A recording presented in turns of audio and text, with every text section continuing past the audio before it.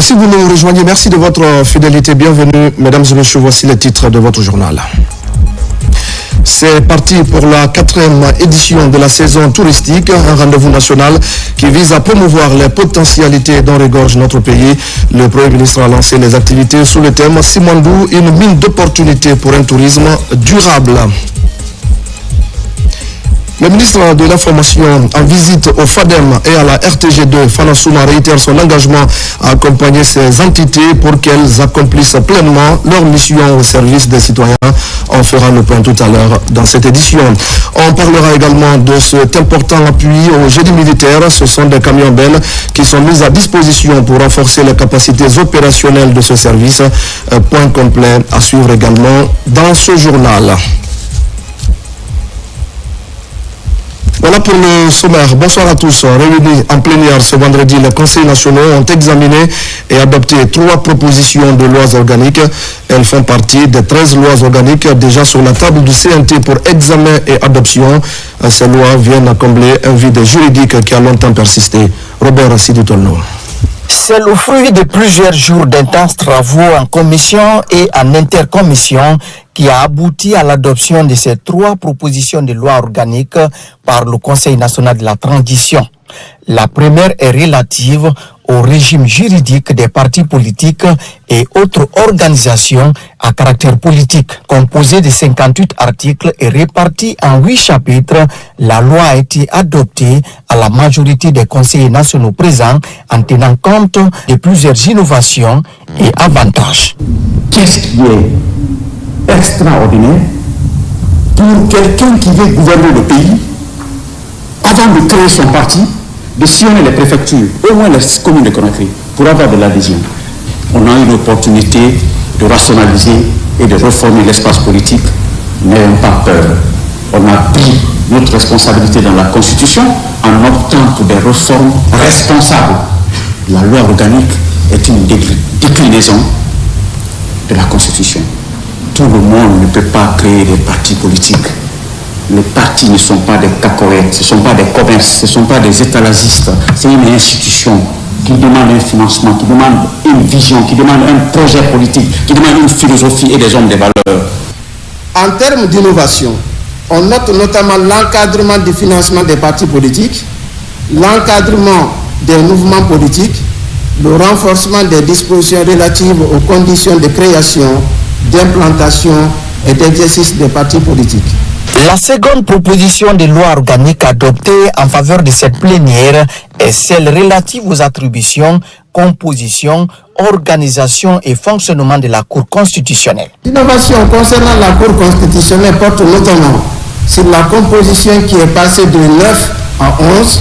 Le pouvoir de la saisine de la Cour a été élargi aux citoyens à travers les organisations légalement constituées, le renforcement des techniques du contrôle de constitutionnalité, la pluralité des entités de désignation des membres de la Cour, ainsi que l'obligation de la prise en compte du genre dans la désignation des membres.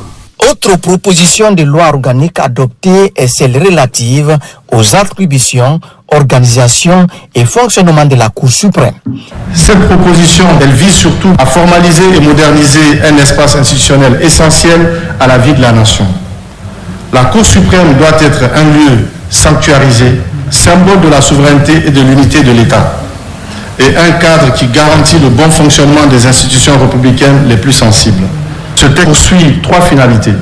Définit clairement le statut juridique de la Cour suprême, ses missions, organiser son administration et sa sécurité de manière à concilier ouvertement et efficacement et solennellement ses travaux. Assurer sa protection juridique afin qu'elle demeure un espace neutre, préservé de toute instrumentalisation politique et opérationnelle. La qualité des échanges de cette navette, la proactivité qui a caractérisé la programmation de ces lois est la preuve de votre engagement et de vos soutiens à la vision de notre président, son Excellence Mamadi Doumbouya. Lorsque ces textes ont été proposés au gouvernement et avant même la promulgation de la Constitution, le chef de l'État, lors du Conseil des ministres du 25 septembre, a instruit Monsieur le Premier ministre, chef du gouvernement, de mettre en place un comité de suivi et d'élaboration des lois organiques qui vont être issues de la Constitution.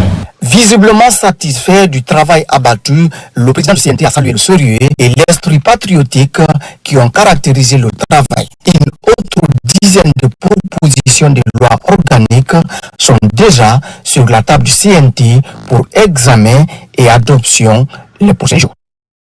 Dans l'actualité également, je le disais tout à l'heure au sommaire, la Guinée ouvre une nouvelle saison touristique. Pour cette édition, c'est la région de Zérékoré qui a retenu pour abriter l'événement porté depuis 4 ans maintenant par l'Office national du tourisme.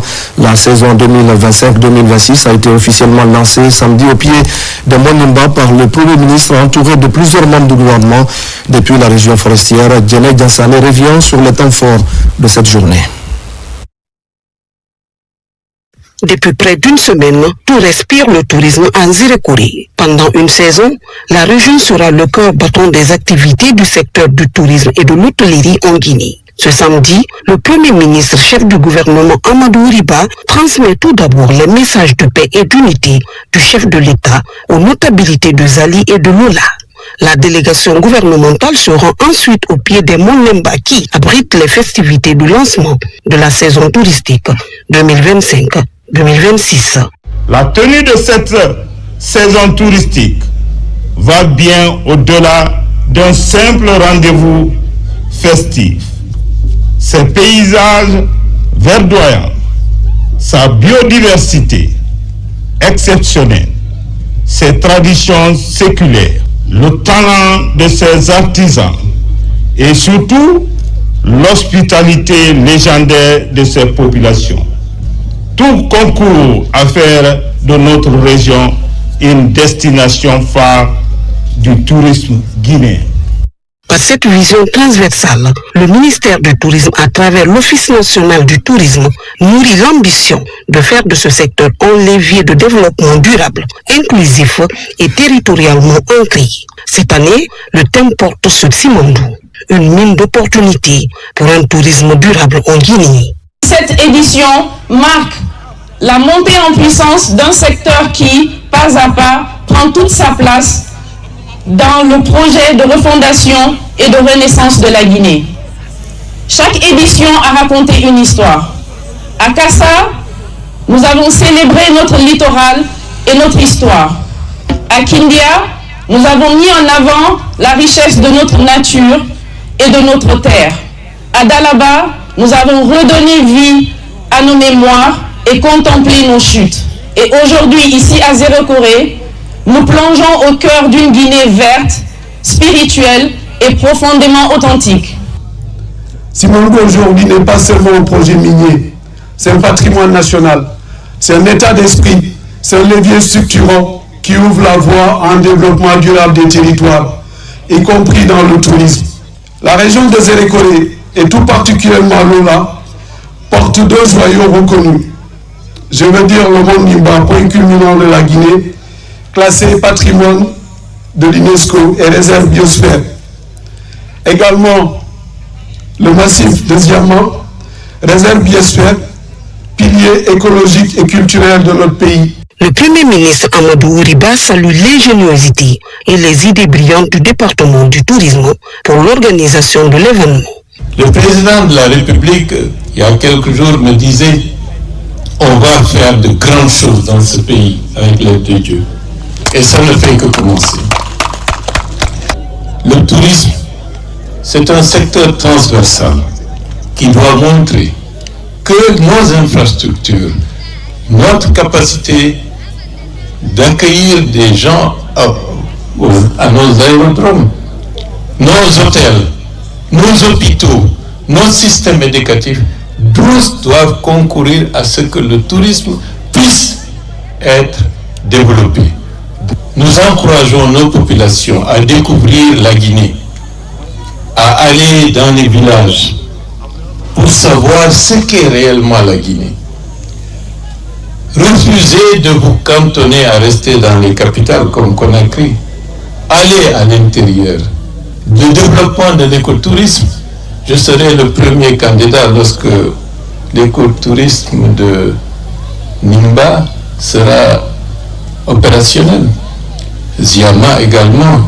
Le chef du gouvernement n'a pas aussi manqué de signifier au ministre du Tourisme et de son équipe que pour les 5 prochaines années, le tourisme doit quitter le stade de parents pauvres pour être un levier sur lequel on peut compter comme contributeur à la croissance économique du pays. Merci à Diana Diassane. Retour à Conakry pour parler de la deuxième journée consacrée à l'évaluation des contrats annuels de performance. Les ministères inscrits à l'ordre du jour ont successivement exposé leur réalisation, les obstacles rencontrés ainsi que leurs priorités pour la poursuite de l'exercice 2025, du plan à l'énergie en passant par l'environnement, les hydrocarbures, l'agriculture ou encore les mines. Le gouvernement entend maintenir la dynamique de performance exigée par le Premier ministre Ousmane Bangoura. Deuxième journée d'évaluation des contrats annuels de performance. Devant la commission d'évaluation, le ministère du Plan et de la coopération internationale a présenté l'état d'avancement de son plan d'action opérationnel 2025. Un bilan marqué par la réalisation des projets clés de planification, de coordination, des appuis extérieurs et de suivi des investissements publics. Sur l'ensemble de nos objectifs, nous avons un niveau de réalisation qui dépasse les 90%. Et nous avons, sous le leadership de M. le ministre du Plan et de la Coopération, réalisé des activités qui n'étaient pas planifiées et qui ont donné de la visibilité à notre ministère en termes de performance. Le ministère de l'Énergie a, pour sa part, exposé les progrès réalisés dans le renforcement de la production, du transport et de la distribution de l'électricité. Nous sommes en train aujourd'hui de développer plusieurs projets, notamment en production. Nous avons Amaria, entre autres, on va citer Amaria en cours de développement, mais aussi des lignes également de transport. Nous parlons également des projets solaires aujourd'hui en cours de développement, mais également les projets de mini-réseau avec l'électrification rurale aujourd'hui, qui font partie aussi de notre package. Devant la commission, les ministères de l'Agriculture et de l'Élevage ont présenté un état d'avancement marqué par des progrès significatifs. La particularité de l'évaluation d'aujourd'hui est que le ministère de l'Agriculture et de l'Élevage faisait un seul ministère avant, qu'on appelait le MAGEL, et aujourd'hui séparé, et donc nous sommes dans une espèce d'extraction des actifs et des passifs de l'élevage du portefeuille de l'agriculture. Donc en gros, il y a eu des avancées et sur les projets et sur les réformes du département. Le ministère de l'Environnement a lui aussi affiché des résultats significatifs. Des actions ont porté sur le financement climatique, la structuration du marché carbone et la mobilisation des ressources internationales. Sur 76 activités incluses dans ce PAO, nous sommes à un taux d'exécution de 87,47% de ces activités. Seules 8 activités non finalisées, je ne dirais pas réalisées, non finalisées, et sont en cours d'exécution. Et nous sommes certains que d'ici fin décembre, ces 8 activités seront exécutées et nous serons à 100% d'exécution de notre PAO. Le ministère des Hydrocarbures a présenté les avancées de son plan d'action opérationnel 2025. Une évaluation qui met en lumière les progrès en cours et les efforts de modernisation des infrastructures du secteur. Dans la réalisation globale des activités, il faut savoir qu'on est à un global de 99%. Et si on fait une décomposition sur les actions à long terme, sur les actions à long terme, le ministère en avait 15 à réaliser sur 3 ans. Sur les 15 à réaliser sur 3 ans, il y a 2 qui étaient dus en 2025 et les 2 ont été réalisés. Ce qui fait un résultat de 33% sur les objectifs à long terme, globalement sur les 3 ans. Et il était dû que 33% cette année, on l'a atteint. Le ministère des Mines a de son côté présenté un état d'avancement marqué par la poursuite des grands chantiers du secteur extractif. Entre l'amélioration du suivi des sociétés minières, l'accélération des progrès d'industrialisation et la gouvernance des ressources naturelles. On est autour de 87% du taux de mise en œuvre des activités, qui est énorme, alors que ça n'a pas été du tout facile. Il y a eu beaucoup de contraintes budgétaires, contraintes liées à beaucoup d'autres facteurs, mais nous avons atteint quand même ce résultat. En ce deuxième jour d'évaluation, la dynamique de performance initiée par le gouvernement se confirme. Les ministères poursuivent la mise en œuvre de leur engagement alors que s'approche l'échéance de clôture des contrats annuels de performance 2025. Le ministre de l'administration du territoire et de la décentralisation était vendredi en déplacement à Kindia. Sur place, le général de 2e section, Ibrahima Khalil Kondé, a regroupé les administrateurs territoriaux des régions de Boké et de Kindia.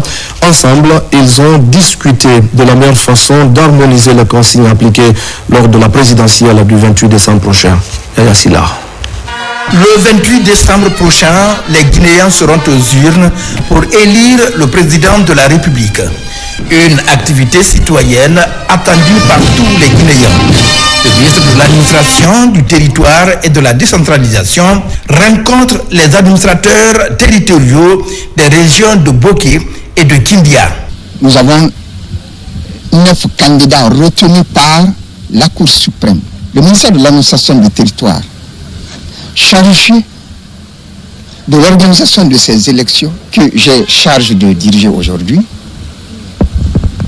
je me suis donné la peine pour venir conseiller les administrateurs territoriaux pour la neutralité pendant cette élection, la transparence et leur demander de traiter tous les candidats de manière équitable. Respect et neutralité dans le traitement des candidats retenus pour briguer l'élection présidentielle de 2025. Les administrateurs territoriaux ont bien compris le message. Quand les instructions sont données, ce n'est pas à commenter, c'est à appliquer.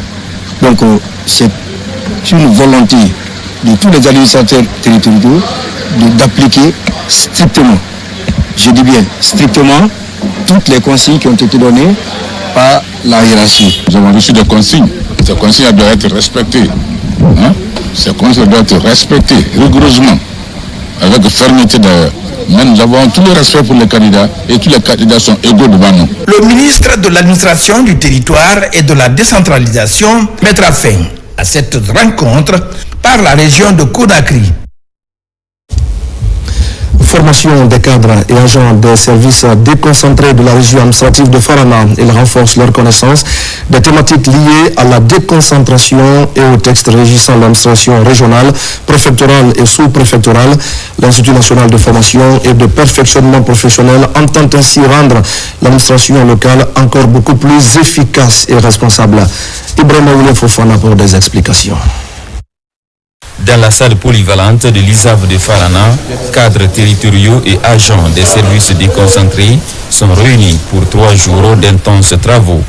L'objectif général de cette session de formation est de conscientiser les participants et de renforcer leurs compétences sur les questions liées à la gouvernance territoriale et au développement local. Cette initiative s'inscrit dans la dynamique de refondation de l'État et de la moralisation de l'administration publique. Renforcer les capacités des cadres territoriaux, valoriser leurs missions et consolider les bonnes pratiques administratives. La présente formation s'inscrit dans le cadre des réformes profondes engagées par le gouvernement de la transition sous le leadership éclairé de son Excellence Mamadi Doumbouya. Ces réformes visent à bâtir une administration performante. Piloté par l'Institut national de formation et de perfectionnement, ce cadre d'échange a permis d'outiller les participants sur les textes de loi qui encadrent le fonctionnement des structures administratives régionales, préfectorales et sous-préfectorales. Le module que nous sommes venus donner concerne d'abord la déconcentration et la décentralisation, aussi les missions et principes d'administration publique, aussi les référentiels de l'administration. Il faudrait qu'avec la formation continue, que les cadres et agents de l'administration publique sachent comment ils doivent les servir et comment ils doivent se comporter dans l'administration. Cette initiative s'inscrit pleinement dans la dynamique de refondation de l'État et de moralisation de l'administration publique engagée par les autorités de la transition. Et pendant Pendant ce temps, le ministre de l'Information et de la Communication accélère la cadence pour moderniser les médias publics et améliorer le fonctionnement des structures, dont celles chargées d'accompagner la presse privée. C'est ainsi que plusieurs mesures sont engagées en faveur du Fonds d'appui au développement des médias. Au cours d'une rencontre avec les cadres et employés du FADEM, le ministre Fana Souma a réaffirmé son soutien aux initiatives en cours au sein de cette entité. Il s'est ensuite rendu à la RTG2 pour apprécier les conditions de travail et les besoins exprimés par les équipes. Thierry Ousmane Diallo. Créé il y a de cela exactement 3 ans par le président de la République, général Mamadi Doumbouya, le Fonds d'appui au développement des médias FADEM est un outil du ministère de l'Information et de la Communication destiné à soutenir la modernisation de la presse et la qualification des hommes de médias. Engagé à accompagner tous les organes de médias, le ministre Fana Souma booste le FADEM et annonce des mesures pour accélérer l'ensemble des projets de cette direction. On vient de finaliser un peu pour le siège combiné, donc ça c'est un espace qui va abriter 3 directions, le FADEM, la radio rurale et l'AGP également. Et le FADEM était le porteur de ce projet-là et le budget a été accepté. Aussi, on a terminé la rédaction du manuel de procédure.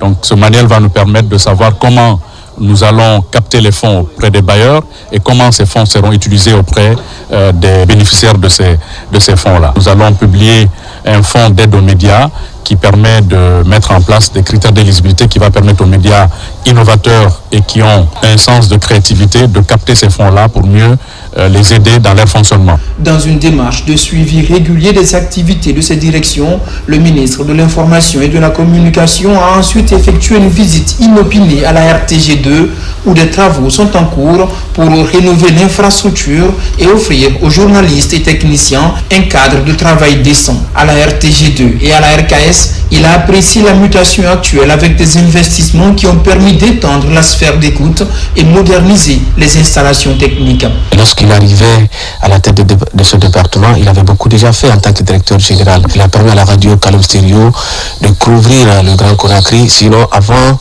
son arrivée, la radio Kaloum Stereo, elle n'était occupée que dans la première commune de la capitale, qui est la commune de Kaloum. Après le pont du novembre, la RKS, c'était plus ça. Mais aujourd'hui, nous respirons plein poumon et ça se passe très bien. Quand nous prenons la radio Kaloum Stereo, aujourd'hui nous sommes sur 4 mois, la radio Kaloum Stereo est sur satellite, ce qui veut dire par ricochet que nous sommes très bien suivis.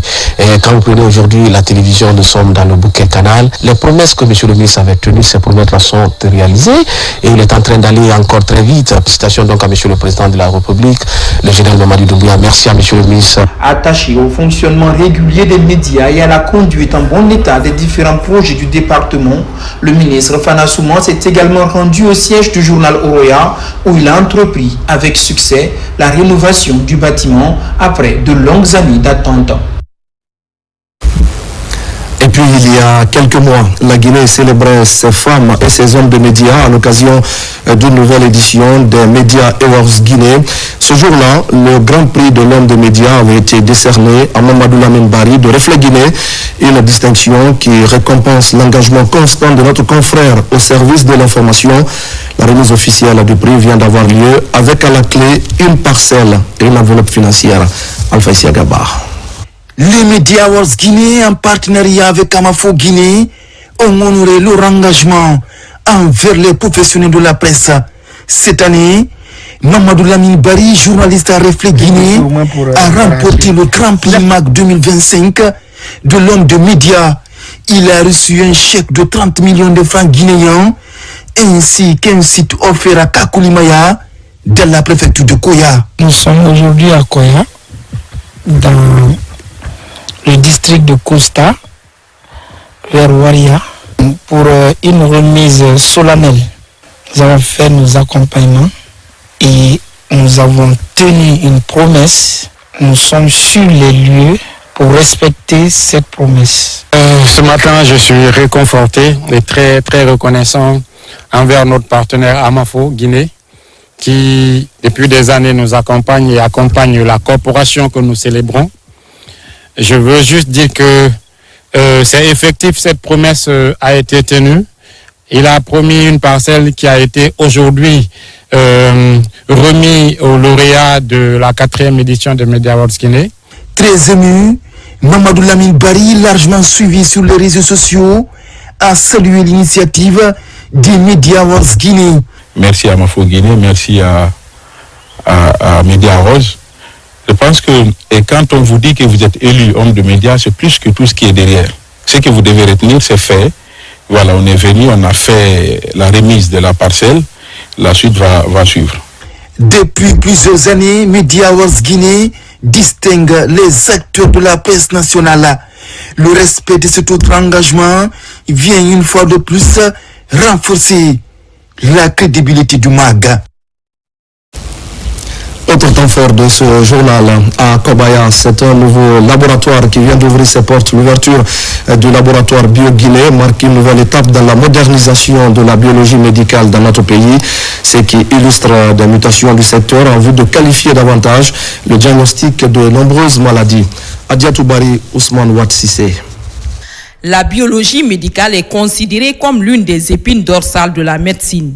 De plus en plus, le secteur connaît des avancées en termes de modernisation d'infrastructures et d'acquisition des équipements de diagnostic de dernière génération, comme c'est le cas du laboratoire BioGuinée récemment ouvert. Nous avons mis en place l'infrastructure qui répond aux normes internationales. Nous avons des équipements de dernière génération, un personnel qualifié. Ces analyses que les gens envoyaient à l'étranger pour être examinées, nous pouvons maintenant le faire chez nous en Guinée.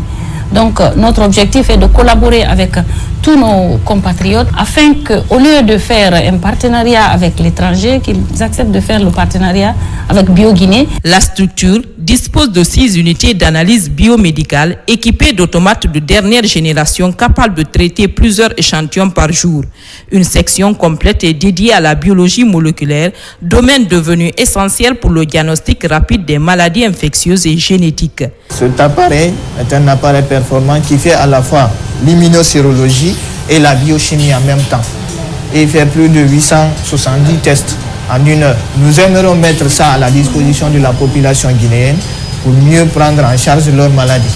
L'établissement annonce un rendu de résultats en 2 à 24 heures pour la majorité des analyses courantes grâce à une automatisation poussée et une digitalisation complète du parcours patient. On est venu ici ce matin pour un examen de la daronne. Elle est déjà à l'intérieur. On a été bien accueillis. L'organisation, tout le monde se comporte bien. Chacun s'occupe de ce qu'il a à faire. Et tout se passe bien. On est content. L'arrivée de BioGuinée répond aux objectifs nationaux visant à renforcer la prévention, améliorer la surveillance des maladies et réduire les délais de prise en charge des patients. Le laboratoire ambitionne par ailleurs de collaborer avec les hôpitaux, les cliniques et les structures publiques pour mieux répondre aux besoins de la population.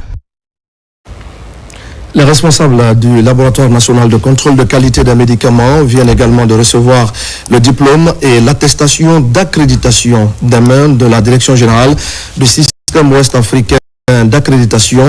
Le professionnalisme de la nouvelle équipe dirigeante a permis de produire des résultats d'essais fiables et conformes aux normes internationales. Mekini Moussa Kamara, Ibrahima Oulin Fofana. Cette accréditation est la reconnaissance internationale de la compétence technique du Laboratoire national de contrôle de qualité des médicaments à produire des résultats d'essais fiables, traçables et conformes aux normes internationales. Depuis l'avènement du 5 septembre 2021, ce gouvernement a pris attache pour la santé de la population guinéenne. Et pour la santé de la population guinéenne, il a mis un comité en place pour lutter contre les faux médicaments et les médicaments falsifiés. Il a mis un comité en place pour chasser tout ce qui faisait la vente illicite des médicaments dans le marché. On a eu à supprimer plus de 635 conteneurs. Nous avons pu éliminer tout ce qui était la vente illicite. Maintenant, on est sur les faux médicaments. L'accréditation est un processus qui est très rigoureux. C'est le témoin de la qualité. C'est le témoin de la fiabilité de tous les tests qui sont réalisés ou de certains tests qui sont réalisés dans ce laboratoire. Aujourd'hui, c'est une reconnaissance sous-régionale, mais aussi internationale des résultats issus de ce laboratoire. Cette direction stratégique du ministère de la Santé reçoit son diplôme et son attestation d'accréditation à l'ISE, IEC. Ce précieux document est délivré par le système ouest-africain d'accréditation. L'impact aujourd'hui de cette accréditation pour le LNCQM, c'est déjà que le système ouest-africain d'accréditation est un organisme régional de l'UEMOA, mais aussi reconnu internationalement. Ce qui veut dire qu'aujourd'hui, lorsque le LNCQM délivre un certificat, un bulletin d'analyse sur des médicaments, ces résultats sont acceptés mondialement. La mission du laboratoire national de contrôle de qualité des médicaments est de garantir la sécurité, l'efficacité et la qualité des produits de santé, notamment en vérifiant leur conformité aux normes et réglementations. Et c'est dans ce contexte que la Guinée s'apprête à accueillir à partir de demain la réunion des directeurs des programmes élargis de vaccination des pays d'Afrique de l'Ouest. Une rencontre stratégique qui vise à renforcer la coopération sous-régionale et à améliorer la couverture vaccinale. C'est donc un rendez-vous qui intervient au moment où les défis sanitaires restent importants sur le continent africain. Nous en parlons ce soir avec notre invité. Bonsoir à vous, Dr Oumar Bouheba. Bonsoir, M. Kamara. Merci d'avoir accepté notre invitation. Vous êtes le ministre de la Santé et de l'Hygiène publique. Première question, Monsieur le ministre, en quoi cette réunion des directeurs des programmes élargis de vaccination est-elle importante pour la Guinée? Bonsoir, M. Kamara. Bonsoir à toutes et à tous. Merci pour l'opportunité. L'accueil de cette réunion par la Guinée est un honneur exceptionnel. Une reconnaissance par la communauté internationale des progrès remarquables enregistrés dans le domaine de la vaccination. Ceci grâce à la vision du président de la République, son Excellence M. Mamadi Doumbouya, qui a placé la santé au cœur des priorités nationales à travers le programme Simandou 2040, notamment le pilier 5, santé et bien-être.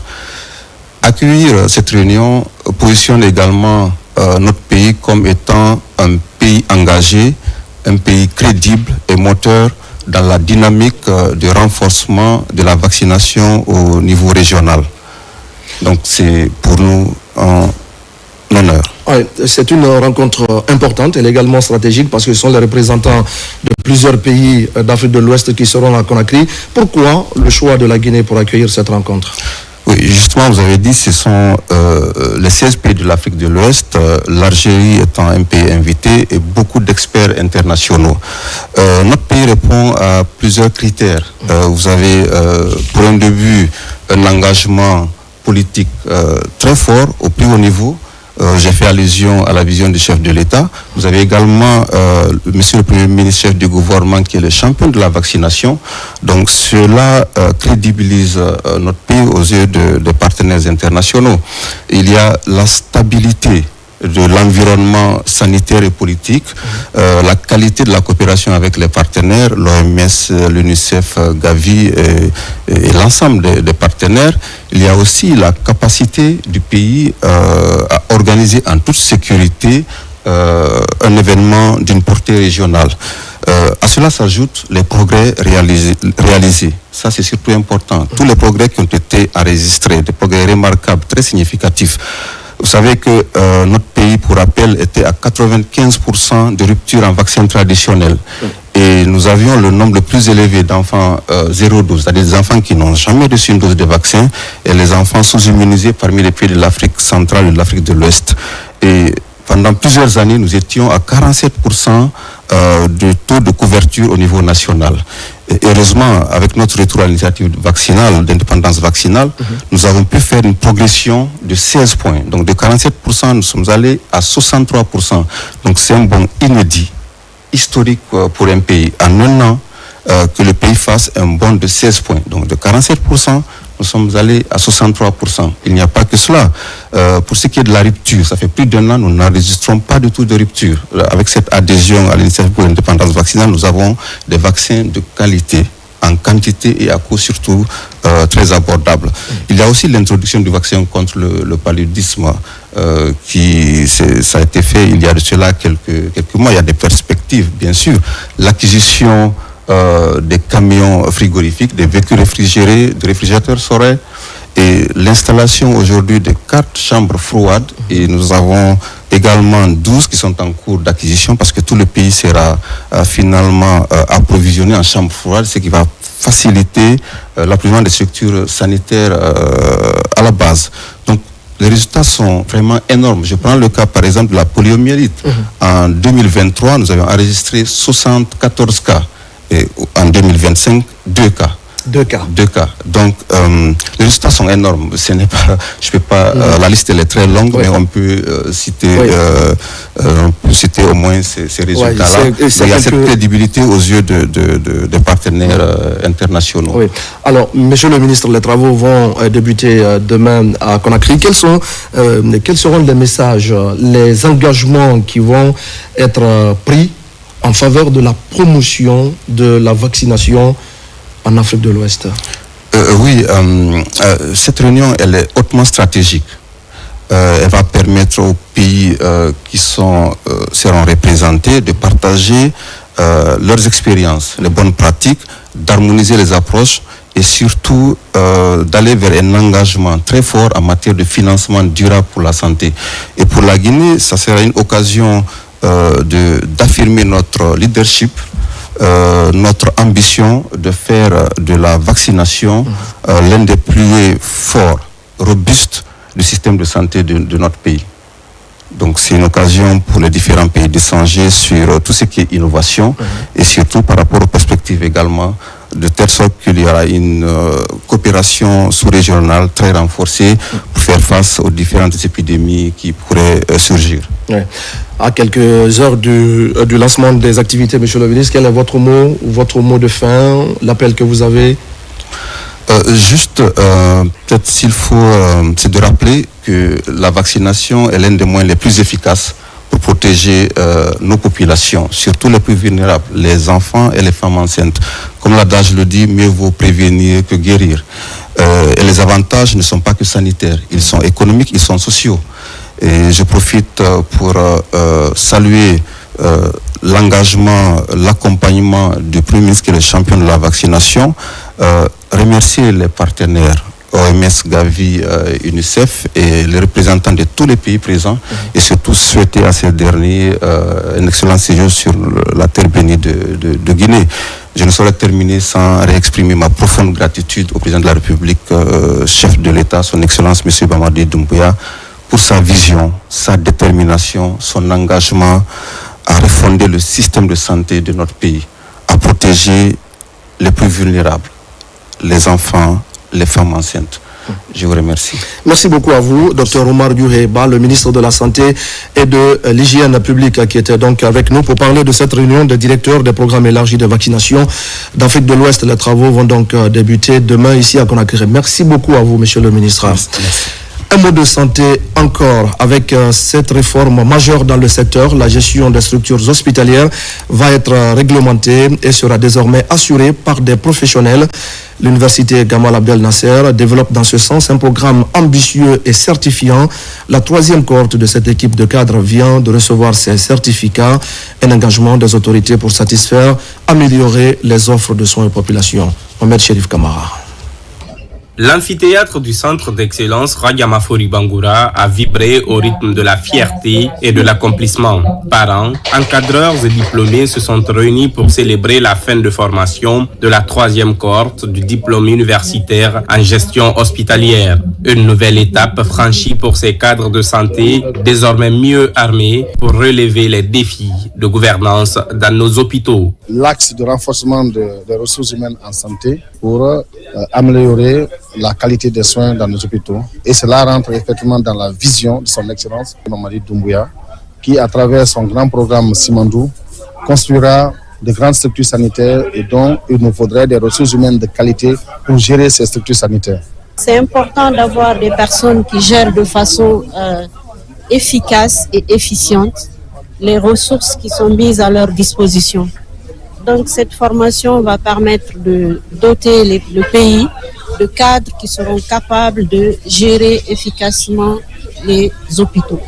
Une formation pratique et professionnalisante conçue pour renforcer les compétences de gestion dans les structures hospitalières. Baptisée promotion professeur Alpha Kabine Keita, recteur de l'université Gamal Abdel Nasser de Conakry. Ce diplôme est un outil essentiel vraiment pour la transformation de notre système de santé et plus précisément de la gouvernance hospitalière. Au total, 28 professionnels issus de différentes structures sanitaires du pays ont reçu leur diplôme. Après un parcours de 3 mois axé sur la gestion des ressources humaines, l'administration hospitalière, le leadership et la qualité des soins. La cérémonie s'est achevée par la remise officielle des diplômes, un moment solennel qui consacre l'engagement de ces professionnels. Dans le reste de l'actualité, les cadres du ministère de l'Industrie, des petites et moyennes entreprises ainsi que plusieurs acteurs du secteur industriel se retrouvent pour une séance de concertation au cœur des échanges. La nouvelle réglementation industrielle et les mesures destinées à renforcer la gouvernance du secteur. La politique nationale de développement industriel, désormais opérationnelle à travers le guichet unique, sert de référence à cette dynamique. Enfin, le point avec Mounir Bari et Abdul Karim Kamara. Pas de répit dans la vulgarisation du décret portant sur la réglementation des activités industrielles. Un texte de plus en plus ventilé aux entreprises industrielles. Ici, les acteurs de type BSC sont en conclave avec le ministère de l'Industrie. Objectif, amener tout le monde au même niveau de compréhension de la nouvelle feuille de route. Alors, on est en train de travailler, on n'a pas de soutien dans ce travail. À l'heure là, on est actuellement content parce qu'il y a les gens qui nous soutiennent, nous donnent des idées pour travailler et nous on est diré dans ça. Les gens ont travaillé dans la pagaille, dans la bouillabaisse depuis tout ce temps, mais aujourd'hui le cas n'est pas là. Là où il y a le cas, c'est que nous sommes maintenant devant des faits qui nous encouragent à bien travailler pour que l'industrie, comme on l'a bien noté là-bas, l'industrie soit vraiment, comme il est toujours, que ce soit le jalon de l'économie et de la Guinée. La nouvelle réglementation encadre les activités industrielles, renforce la sécurité juridique indispensable aux investissements. Mais au-delà de la réglementation, cet assainissement du secteur industriel vise à améliorer la qualité des produits dans le cadre de la compétitivité des entreprises. Les mesures d'accompagnement que nous avons au niveau du département, il faut d'abord savoir que nous avons une politique nationale de l'industrie qui est projetée sur 2040 et aujourd'hui qui nous permet de nous en tant que département, de prendre des mesures vraiment efficaces et efficientes. Notamment l'Atlas, la cartographie de l'industrie en Guinée, qui est aujourd'hui un outil de décision qui guide ces industries que nous avons à date et aussi les potentiels investisseurs qui vont venir dans le futur. Par cette réglementation et la nouvelle cartographie du secteur, le ministère de l'Industrie et de PME entend capitaliser les acquis afin de rendre robuste le tissu industriel guinéen.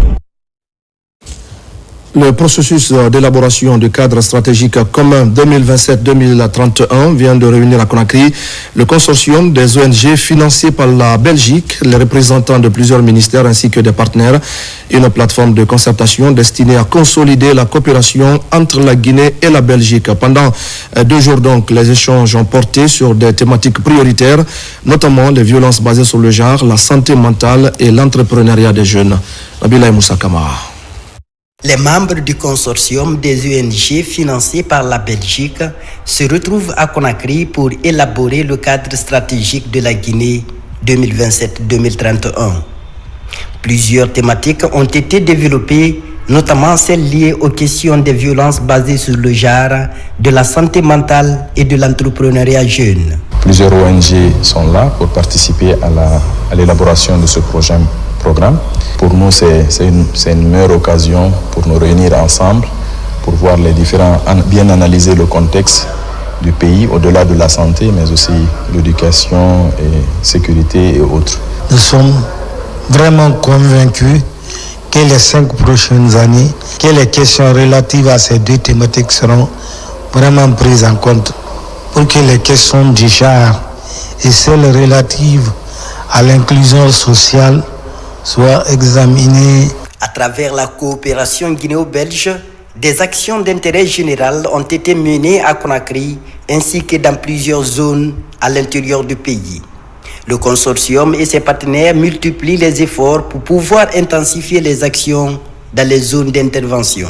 Sur les synergies dans le cadre des préparations du nouveau cadre stratégique commun, l'idée derrière, c'est que les interventions des ONG avec le financement belge, en fait, qui se concertent, qui parlent entre eux et qui cherchent vraiment où ils peuvent améliorer ensemble leurs approches et définir certaines cibles stratégiques auxquelles ils vont contribuer dans les années à venir. Depuis plusieurs années, les ONG financées par la coopération belge apportent leur contribution dans le développement socio-économique du pays. De nouvelles perspectives sont définies en vue de continuer à mieux servir les communautés.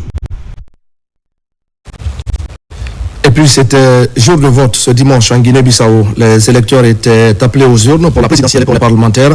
La CEDEAO a déployé plusieurs observateurs dans le pays. À Bissau, la capitale, le chef de la mission d'observation a sillonné plusieurs centres de vote pour s'assurer du bon déroulement du scrutin. Explication avec nos envoyés spéciaux sur place, Adama Mohamed Keïta et Mohamed Touré. À Bissau, la mission d'observation électorale de la CEDEAO poursuit son travail de terrain. Ce matin, le chef de la mission des observateurs, accompagné de plusieurs membres de son équipe, a sillonné différents bureaux de vote de la capitale pour apprécier le déroulement du scrutin. Dès les premières heures, la délégation s'est rendue dans plusieurs centres, notamment à l'école Patrice Lumumba.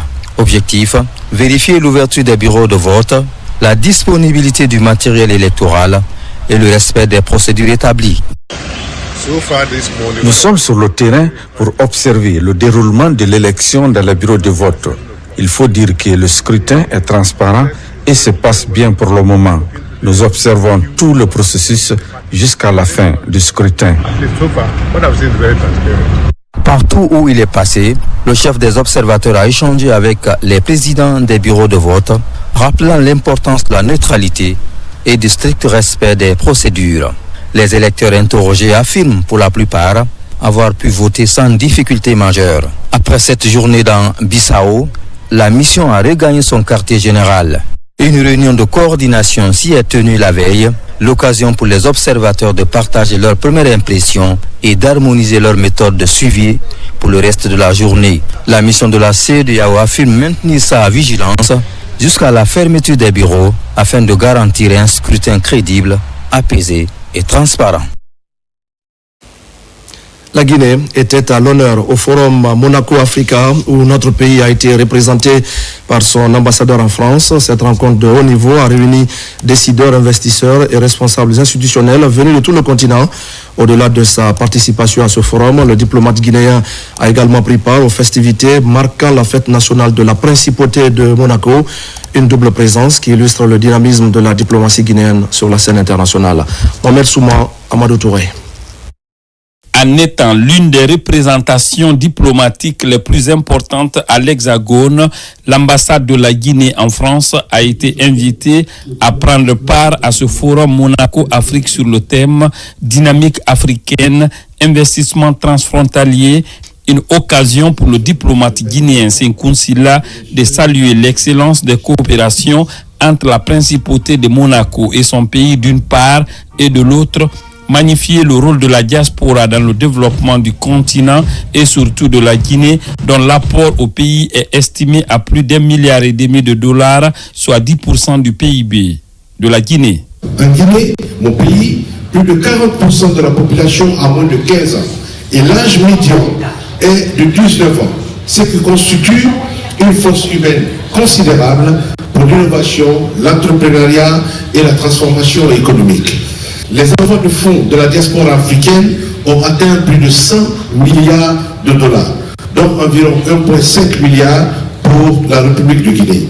La participation du diplomate guinéen à ces rencontres de haut niveau d'opportunités pour son pays est la preuve d'une diplomatie offensive dans l'intérêt de la Guinée. Les investissements transfrontaliers sont la clé du futur. C'est pourquoi il est important que le marché africain soit grand. On parle ici de 100 à 400 millions d'habitants, afin que vraiment les rendements soient élevés, afin de partager le risque et aussi les secteurs qui nécessitent absolument des infrastructures. Juste après cette rencontre de haut niveau en termes d'opportunités de coopération économique, l'ambassadeur de la Guinée en France a pris part à la célébration de la fête nationale de la principauté de Monaco sur invitation du gouvernement princier et conformément aux instructions de son Altesse le Prince Albert II de Monaco. Retour en Guinée pour parler développement communautaire. À Télémélé, les communes rurales de Missira et Koba peuvent désormais se frotter les mains. La société Misra Supply, qui opère dans la zone, vient de procéder au paiement de la taxe superficiaire, plus de 80 millions de francs guinéens pour accompagner les initiatives locales de construction d'infrastructures et de mieux-être social. Mamadi Ternaka Secours. À Télémélé, le geste sonne comme une bouffée d'oxygène pour les communes rurales de Missira et de Koba. La société minière Missira Supply procède au paiement de la taxe superficiaire au titre de l'exercice 2025. Le montant total versé s'élève à plus de 80 millions de francs guinéens. Une enveloppe répartie entre les deux communes rurales dans le but d'aider les communautés à initier des actions de développement dans les zones. Nous espérons pouvoir les accompagner encore et à l'avenir dans la mise en œuvre de leurs projets et travailler main en main pour le développement des communautés impactées par nos projets. Donc le chèque vise à soutenir les activités en lien à la mise en œuvre du plan de développement local de la communauté. La remise officielle des chèques s'est déroulée en présence des autorités préfectorales, sous-préfectorales et des représentants des collectivités locales. Le délégué du ministère des Mines ainsi que le conseiller juridique de l'entreprise ont également supervisé la cérémonie. Je vous rassure ici, au nom des communautés qui ont bénéficiaires aujourd'hui, que nous allons envoyer ces fonds dans les bonnes directives bien indiquées par la loi, c'est-à-dire à l'investissement pour l'intérêt des communautés. Utiliser ces fonds comme ça se doit, pour éviter tout problème au niveau des communautés. Parce que si ces taxes ne sont pas utilisées comme ça se doit, ça crée des problèmes au niveau communautaire et même à mon niveau aussi parfois parce que je suis souvent convoqué quand il y a des problèmes au niveau des sociétés. Depuis son implantation à Télémélé, Misra Supply est perçu comme un catalyseur de développement. Cette nouvelle contribution vient renforcer davantage les attentes des populations en matière d'infrastructure et de mieux-être social. Créé en 2014 aux États-Unis d'Amérique, l'ONG Les Frères Unis de Guinée œuvre à améliorer les conditions d'apprentissage des enfants défavorisés. Cette année, l'ONG a choisi de soutenir Conakry Resilience School afin d'aider les parents à offrir une éducation de qualité à leurs enfants. Grâce à des critères de sélection précis et un engagement constant, l'organisation entend poursuivre ses actions en faveur de tous les élèves du pays. Cheikh Sanoussi Sankon. Créée en 2014, l'ONG Les Frères Unis de Guinée, basée aux États-Unis et regroupant des Guinéens, soutient depuis plusieurs années des écoles afin d'assurer une meilleure prise en charge des enfants défavorisés. Cette année, son choix s'est porté sur Conakry Resilience School dans le but d'aider les parents à offrir une éducation de qualité à leurs enfants. Notre ONG est une ONG apolitique consacrée à l'éducation des enfants de façon gratuite, des enfants défavorisés, issus des familles relativement modestes. L'ONG s'appuie sur des critères spécifiques pour sélectionner les écoles et les bénéficiaires, garantissant ainsi une prise en charge équitable et adaptée aux besoins des élèves. Les critères reposent sur la situation financière des familles, mais aussi qu'il faut que l'enfant soit performant à l'école, puisque là, on aura à suivre l'enfant, c'est-à-dire les évaluations que l'école va faire. Nous serons là pour veiller sur l'enfant. On appelle toutes les personnes de bonne volonté à se joindre à nous pour qu'on puisse vraiment vulgariser cette ONG-là et prendre en charge des milliers d'enfants pour que tout le monde ait accès à l'éducation, à l'enseignement de qualité. Le directeur général de Conakry Resilience School a exprimé sa profonde gratitude envers les bienfaiteurs pour avoir choisi leur établissement et pour leur engagement en faveur des enfants. Je ne peux que me réjouir. Et vous-même, vous avez constaté à travers toute la salle, la joie dans la salle, la joie dans les yeux des enfants, des parents et des élèves qui étaient là. Pour promouvoir l'éducation et le bien-être des élèves, l'ONG Les Frères Unis de Guinée entend pérenniser cette initiative, offrant à tous les enfants de Guinée sans distinction de meilleures chances de réussite scolaire. Et je le dis également au sommaire de ce journal, des camions bennes viennent renforcer le parc du bataillon du génie militaire. Le directeur général du train et garage des forces armées guinéennes vient de remettre les clés et les carnets de bord au chef d'état-major de l'armée de terre, une dotation destinée à accroître les capacités opérationnelles de cette unité. Lieutenant Lamine Sana Kamara, correspondant de la presse militaire.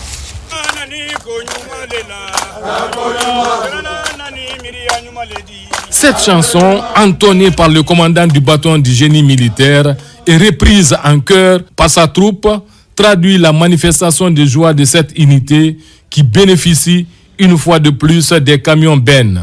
Un geste des autorités militaires visant à améliorer les capacités opérationnelles du génie. Ces 4 camions bennes s'inscrivent dans le cadre de renforcement des capacités opérationnelles du BZM sur les sentiers et partout là où le besoin sera. Mais ce bordereau est accompagné par un carnet de bord. Ce carnet de bord, c'est le suivi pour les entretiens, pour chaque engin. Tout est mentionné dedans. Les commandants d'unité, les chefs de garage, les conducteurs, chacun doit prendre connaissance de ce carnet de bord. Actif sur tous les fronts pour apporter assistance et contribuer à l'édification de la nation guinéenne, surtout ces derniers temps, dans le cadre de la gestion de l'éboulement de Manéa. Le bataillon du génie militaire joue pleinement son rôle régalien au sein des forces armées. L'obtention de ces camions bennes marque une autre preuve de dynamisme dans l'amélioration des conditions de travail du génie militaire, afin de contribuer efficacement au développement socio-économique de notre pays. L'octroi de ces engins au bataillon du génie militaire est l'expression éloquente de la volonté des autorités militaires à bâtir un génie militaire plus aguerri, professionnel, compétent et compétitif dans le domaine de la construction des infrastructures. Cette dotation s'inscrit dans la dynamique constante de Monsieur le Président de la République, chef de l'État, chef suprême des armées,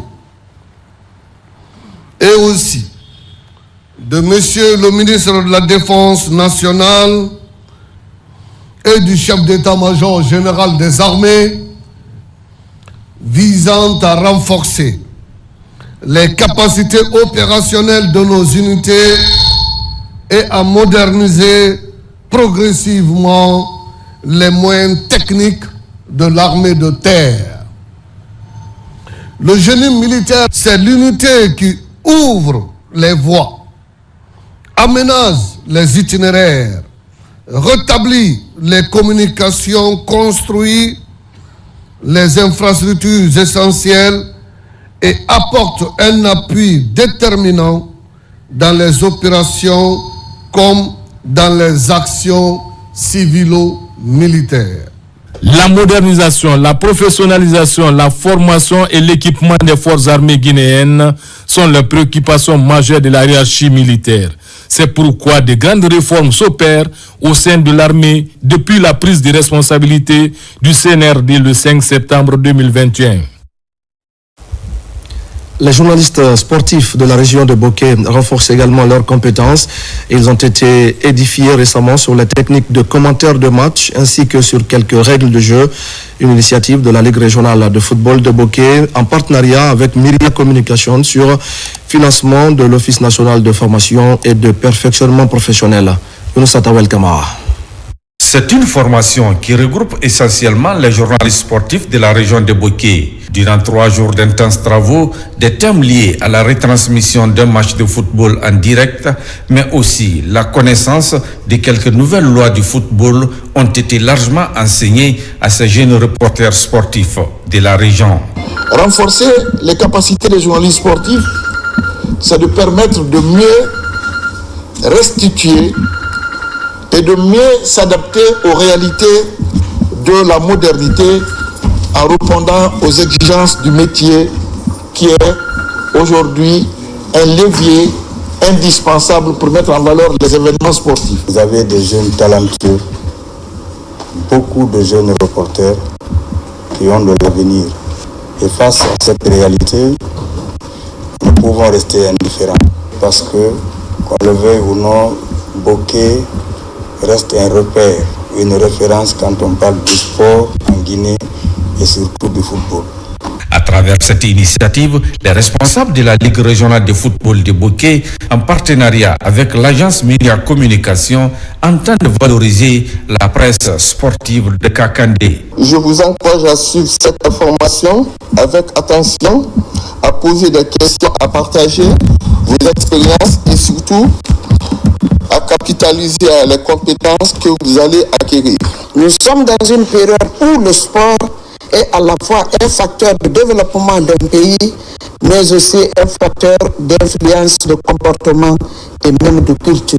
Je l'assure avec fermeté que les autorités ne ménageront aucun effort dans leur implication pour l'obtention des résultats à travers une gouvernance forte et efficace. Après Bokeh, les initiateurs de cette session de formation vont se rendre également dans les autres régions du pays pour le même exercice en faveur des jeunes journalistes sportifs. Et voilà, mesdames et messieurs, c'est la fin de ce journal. Merci à tous de l'avoir suivi.